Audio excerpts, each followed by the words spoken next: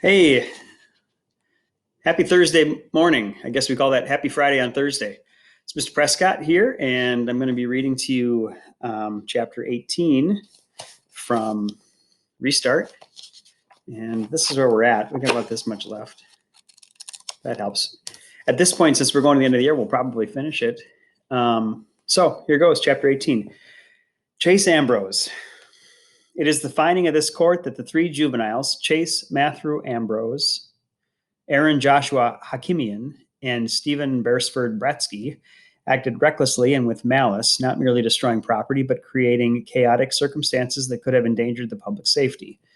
Further, this is not an isolated incident. It is part of a pattern of intimidation and misbehavior toward others. Therefore, it is this court's decision that the aforementioned juveniles perform community service until such time as their caseworker concludes that this destructive behavior has been corrected.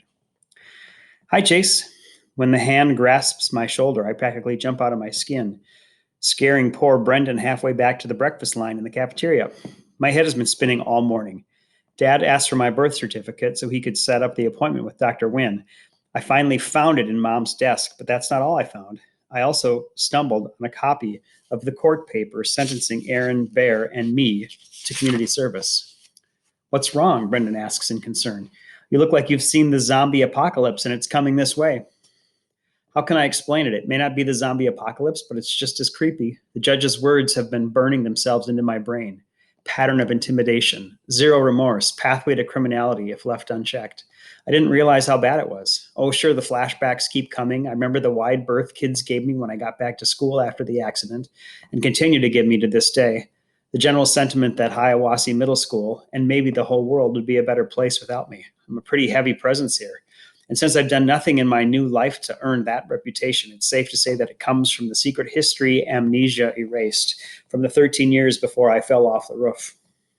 Up until a couple of weeks ago, my 4-year-old half-sister treated me like a Sasquatch that wandered into her life, an unpredictable and dangerous beast. And her mother, an adult, wasn't much more comfortable around me. Aaron and Bear aren't exactly choir boys, so it's safe to assume I wasn't either. But in spite of the rough way they treat other people, they always have my back. That's loyalty, a good loyalty, isn't it? I close my eyes and see the empty velvet case from Mr. Solway's closet. Brendan, how bad was I blurt. An English muffin rolls off his tray and hits the floor. What are you talking about? He stammers. Leaf Man never could have happened if it wasn't for you. I mean, before, I press. The old Chase. Who cares, he insists. You were really different then. I know I was different. Different how? Did I ever do anything to you? After a long silence, Brendan runs a finger across his right eyebrow. When I look close, I realize there's a scar there, partly hidden, about half an inch long. My heart leaps into my throat. I did that? I was leaning over the drinking fountain. You came by and shoved me in the back of the head. 3 stitches. Brendan, my voice is husky. I'm so sorry. You know the worst part, he goes on? You just kept walking. You never even bothered to turn around. No follow-up. That's how nothing it was. That's how nothing I was. I can't speak. I think of Aaron and Bear, our loyalty. It kind of doesn't mean as much as I thought it did. Anyway, Brennan tells me, like I said, you're different now. I'll catch you later in video club. I watch him walk away. I don't know what I'm so broken up about. I haven't learned anything new today, not really. The stuff in the court document, old news. I smell it in every corner of this school, and even if I needed confirmation, it's right there in Joel Weber's eyes. Fear. Real fear. It hits me that no matter how different I am, no matter how much the video club accepts me, or even Shoshana does, I'll never be able to erase the Chase Ambrose who could strike terror in an innocent kid's heart. Aaron, Bear, and I must have been no strangers to that look when we're turning Joel's life upside down. I guess having the power to torture another person made us feel like big men, especially when we picked somebody smaller and weaker who was into music instead of sports. And believe it or not, right now, I'm more scared of Joel than he ever was of me, because if I see that fear in his face again, I don't know if I can handle it. In spite of all that, Shoshana and I are getting along better every day. She doesn't hold it against me that her brother thinks I'm the devil. Maybe the turning point was when we were in heaven on ice together and she didn't feel the need to dump a giant sundae on my head.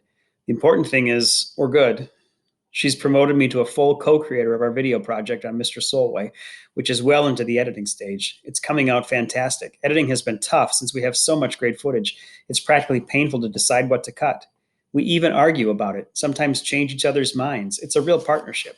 Although we're done shooting, we still visit Mr. Solway a lot. On the way, Shoshana stops at her house to back up our project on her computer. She's really paranoid that the school network will crash and we'll lose our edited footage, so she's constantly saving everything on a memory stick. It goes without saying that I'm not allowed into the Weber home. We don't actually talk about it. It's just understood that I wait outside while she runs in to do the data transfer. One afternoon, I'm standing there hoping Shoshana's mom doesn't glance out the window and turn the sprinklers on me when I hear music coming from the house. It's piano, and I realize this must be Joel, Hiawatha's musical prodigy. Obviously, it isn't the first time I've heard him play. Aaron Bear and I were in the auditorium to watch our firecrackers go off, so we must have experienced at least a little of his music. But it's my first time in this new life. He's amazing. And not just because he plays fast without making mistakes. The notes flow like a river, speeding up, slowing down, changing in tone and texture. It's almost as if the piano is singing. I wish I knew more about music so I could really appreciate it. Crossing a lawn almost without realizing I'm putting one foot in front of the other. I'm following the sound, which seems to be coming from a side window. Before I know it, I'm at the bushes, peering inside. There's Joel, seated at a baby grand, lost in his performance. I'm almost overcome with shame. We took this kid's talent and made him a target because of it. When the attack comes, I'm totally off guard. A supernova of blonde fur launches itself at me, clamping its paws around my leg and burying its teeth in the denim of my jeans. With a cry of shock, I stagger back, toppling into a large barberry bush. As I go down, my face and arms are ripped to shreds by the stiff wooden branches and tiny thorns. The dog is smart enough to jump out before I hit the bush. It stands at the edge of the flower bed, yapping at me. The music stops and Joel appears in the window. When he spots me lying in the hedge, his eyes widen in shock. "It's not what you think," I blurt, even though the window is closed and he probably can't hear me. To Joel, this must look like his former tormentor is at it again, stalking him in his own home.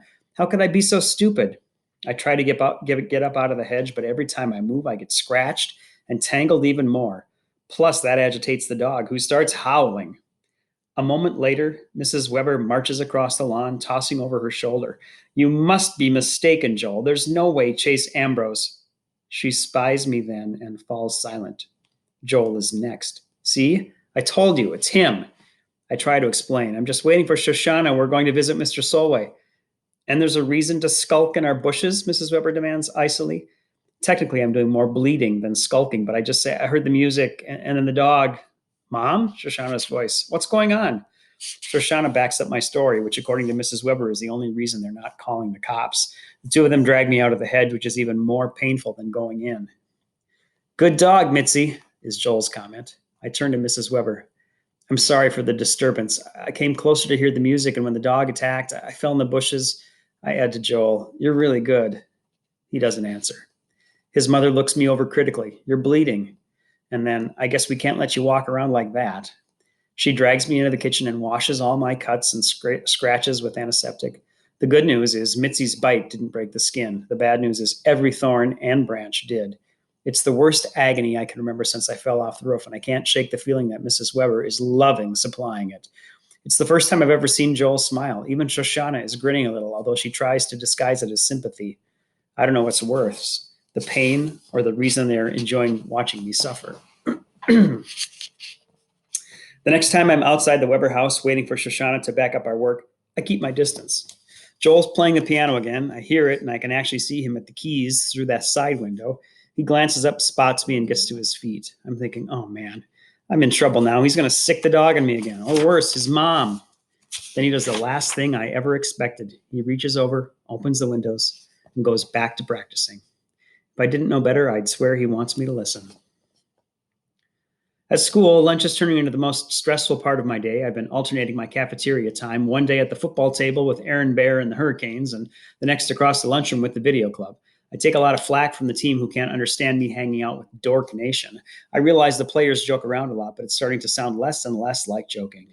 Even when I'm with the video club, it's awkward because Joel's there. We're not friends, but we both run with the same crowd. Usually I sit at one end of the table and Joel sits on the opposite side. One day, though, he comes late and the only seat left is right next to me. At first, I think he's going to bolt for the far end of the cafeteria to make a statement that he'd rather eat in another zip code than sit beside me. And he does hesitate a little. Eventually, though, he gives in and sets his tray down next to mine.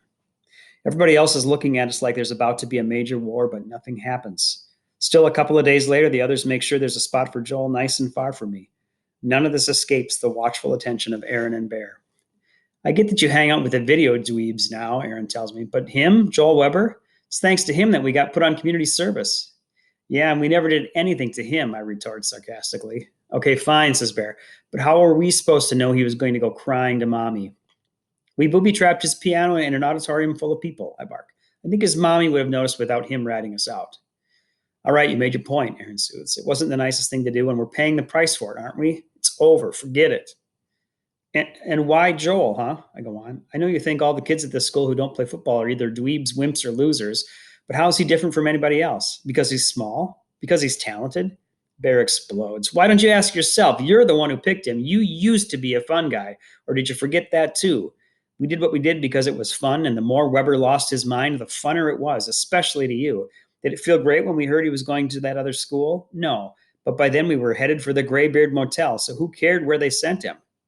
I can feel the color draining from my face. That might be the closest I'll ever get to understanding how my brain worked before the accident. I may not like it, but it's me. That afternoon, Shoshana and I finished the final edit on our entry for the contest. We've titled it Warrior. Neither of us can wait to play it for Mr. Solway, but we make the usual stop at the Weber home for Shoshana to back up our work. Like always, I wait on the lawn while Shoshana heads into the house. She pauses in the doorway and tosses a look over her shoulder. Aren't you coming? A million questions whirl through my head. Did I hear right? Is she kidding? Will her mom kill me? Her brother? Her dog? Yet somehow I know that if I ask any of them, I'll spoil it, and the opportunity will be lost forever. So I follow her into the house. Mrs. Weber sees me first. She stares at me for a second and then goes back to the book she's reading. In the living room, Joel is at the piano as usual. He glances up at me and the music comes to a momentary halt. He takes a long, hard look and then goes back to his concerto. I'm not sure why, but I feel an odd surge of emotion and have to swallow hard a couple of times. Even Mitzi wags her tail. And that's the end of chapter 18. Remember that there's no school for you on Friday or Monday. So enjoy a great long weekend. So take care. Miss you all. Bye.